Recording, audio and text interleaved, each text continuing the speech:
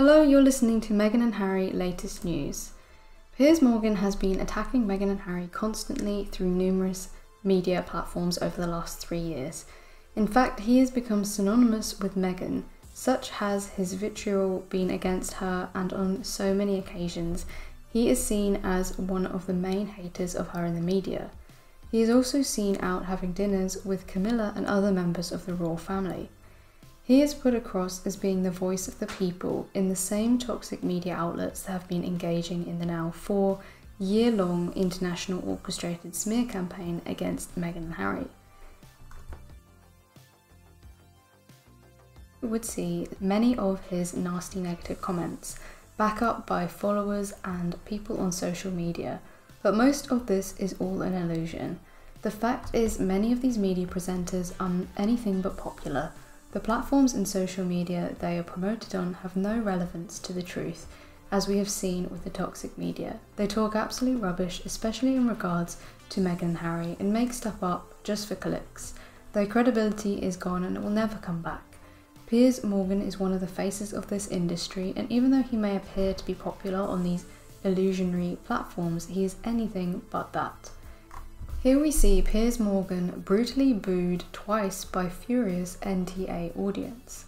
This is the National Television Awards. It says here Piers Morgan was in such a good mood at the National Television Awards on Tuesday night that he didn't seem to care that the entire O2 arena appeared to be furiously booing him. The 58-year-old broadcaster flashed a beaming smile when host Joel Dommett, 38, pointed him out in the star-studded audience. But when cameras cut to the former Good Morning Britain host, the live arena audience erupted into boos.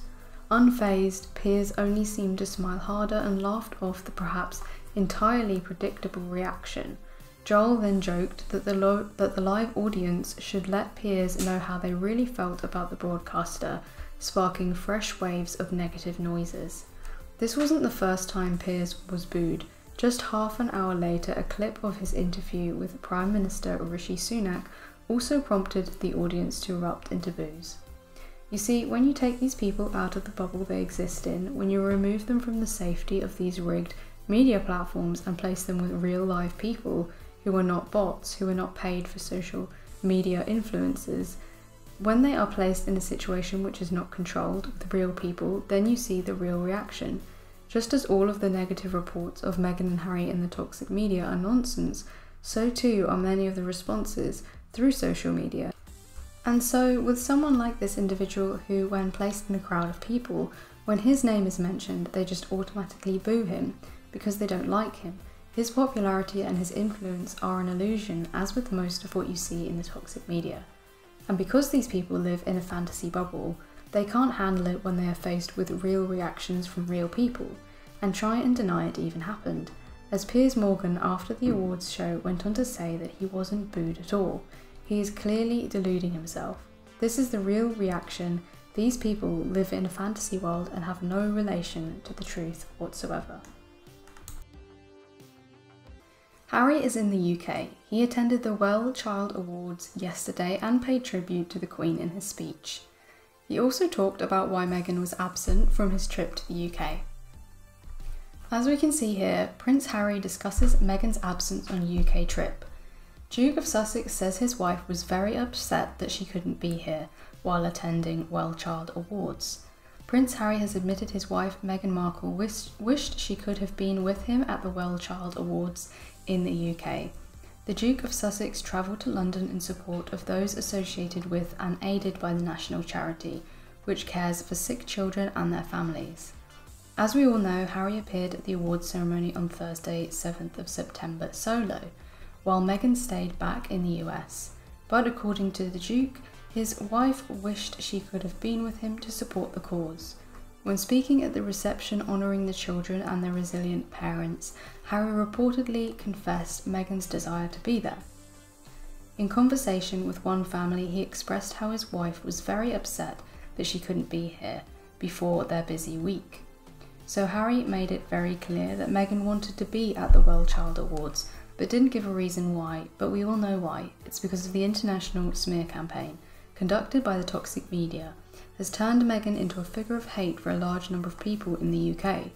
Over the years, they have written negative article after negative article about her and Harry, but especially Meghan, and the majority of these articles have been released in the UK, all to diminish their popularity because their popularity is a threat to the firm.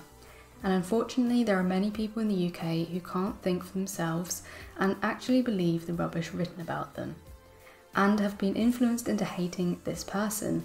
And this has made the UK now a no-go area for Meghan. It's not worth the risk. There could always be some unhinged person who has been completely brainwashed by the media who might do something stupid. This is the environment the toxic media have created in the UK, and that is the reason why Meghan didn't go to the World Child Awards. You'll notice she has no problem going to Germany with Harry at the Invictus Games. That's because the German media are not insane and pumping out negative stories every day, attempting to whip the public into a frenzy of hatred over a person. So even though Harry didn't say it, that is probably the reason why Meghan didn't attend the World Child Awards in the UK, because it was in the UK and the UK is now too dangerous for Meghan to travel to, because the toxic media have told so many lies about her and twisted the heads and minds of a small minority of the public against her.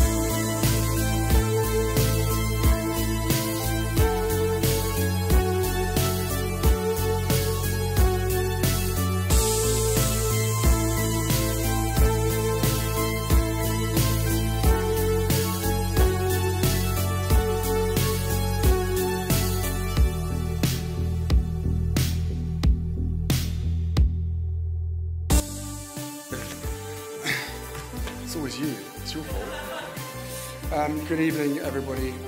Your collective stories of strength, compassion, and perseverance are inspiring to not only those in this room, but to many far and wide. You have set the bar, and you've raised it time and time again. And I am so humbled to stand before you as I strive to convey your impact in words. As you know, I was unable to attend the awards last year as my grandmother passed away. As you also probably know, she would have been the first person to insist that I still come to be with you all instead of going to her. And that's precisely why I know exactly 1 year on that she is looking down on all of us tonight, happy we're together, continuing to spotlight such an incredible community.